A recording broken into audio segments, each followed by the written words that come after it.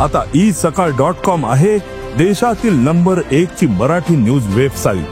प्रत्येक अपडेटसाठी isakal.com ला नक्की भेट द्या. एक मुद्दा जो आहे म्हणजे सरसेनापती संताजी घोरपडे कारखान्यामधलं जे प्रकरण होतं, म्हणजे 30-40 कोटींच्या घोटाळ्याचा आरोप झाला. ईडीची चौकशी लागली, म्हणजे Rajat private limited, mount capital limited, तुमच्यावरती आरोप झाले आणि म्हणून मग तुम्ही पवारांना सोडलं, असंही एक मांडणी विरोधकांकडनं केली गेली. त्याचं खंडन कसं कराल? नाही, आम्ही काही घोटाळा कुठलाच नव्हता. सरसेनापती संताजी घोरपडे जो कारखाना काढलाय तो शेतकऱ्यांचे पैसे घेऊन काढलेला आहे. 40 कोटी रुपये तोच घोटाळा म्हणतात. आता शेतकऱ्यांचे पैसे घेतले आणि त्याला ज्या सोयी सवलती आहेत, जे राज्यभरामध्ये आणि देशभरामध्ये कारखाने उभे राहिले ते शेतकऱ्याचे पैसे घेऊनच राहिले. त्यामध्ये त्यांना महिन्याला साखर देणं 5 किलो, कमी सवलतीच्या दरामध्ये त्यांचा ऊस नेणं, त्यांच्या मुलांना नोकऱ्या देणं, त्यांची वाहनं जर असतील तर ती ऊस वाहतुकीसाठी लावणं इत्यादी फायद्यासाठी लोक पैसे देतात आणि शेअर्स होतात. आता मला एक सांगा, यामध्ये आता कुठल्या तरी आपला कॅपिटल उभं करत असताना कुणीकडनं पैसा उभा केला म्हणजे घोटाळा कसा झाला सांगा? शेवटी आमची सगळी प्रॉपर्टी तारण दिली, आपण कर्ज त्याला तारण ठेवली आणि मग कर्ज काढून आपण कारखाना उभा केला. यामध्ये कसाही घोटाळा नाही.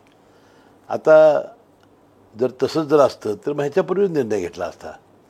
इतकं होऊनसुद्धा आपण जाताना मी एकटा नाही गेलो, आम्ही अखंड राष्ट्रवादी काँग्रेस पक्षासोबत गेलो. त्यामुळे मी एकटा गेलो असतो, अनेक जण जात आहेत तसं, तर तुम्ही हा आरोप तुमचा बरोबर होता.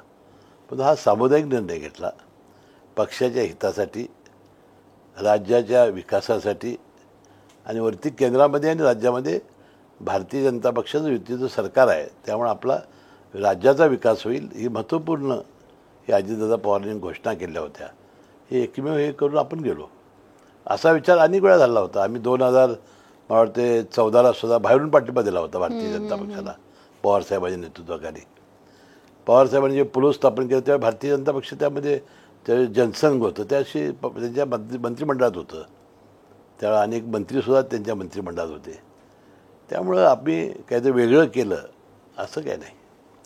पण मग हे तुम्हाला पवारसाहेबांना पटवता का नाही आलं? म्हणजे काय ते पटले नाही?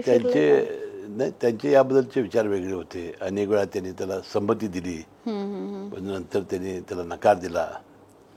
आणि जे अजितदादा पवारांच्या बोलण्याप्रमाणे की अनेक वेळा ते पुढं होते चर्चेला आणि ते तोंडघिशी पडायचे. आणि अशा या गोष्टीमुळं अजितदादांनी हा एकदा निर्णय कणखरपणानं घेतला. आता दोन्ही राष्ट्रवादी एकत्र येण्याची शक्यता आहे नाहीये? आता त्याची काही मला माहिती नाही.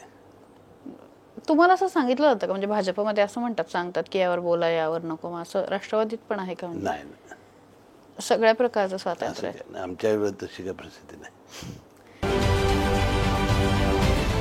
महाराष्ट्रातील सर्व बातम्यांचे विश्वासार्ह व्यासपीठ